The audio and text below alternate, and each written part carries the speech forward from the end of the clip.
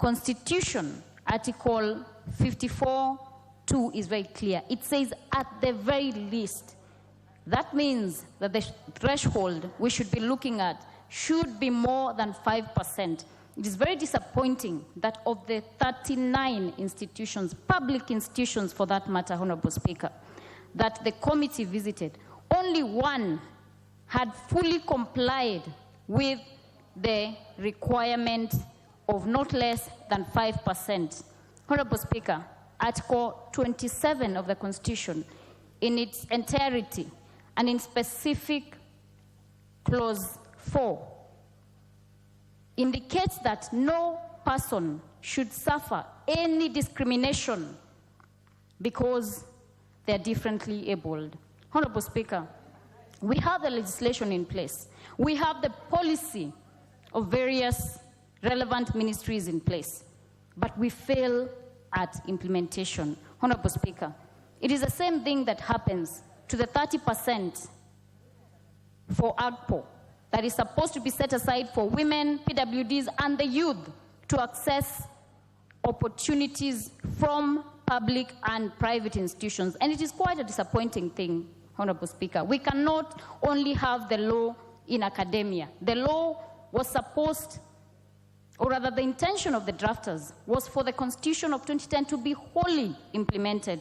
Honorable Speaker, we must also ask ourselves, do we have performance indicators? Do we have evaluation mechanisms to ensure that once we have these policies in place, that they're actually being complied to? Honorable Speaker, it is also very disappointing to note that oftentimes the society looks at differently abled persons as bothersome, as if they're too needy. Honorable Speaker, I had the privilege of having a discussion at the People's Dialogue Festival with representatives of persons living with disability.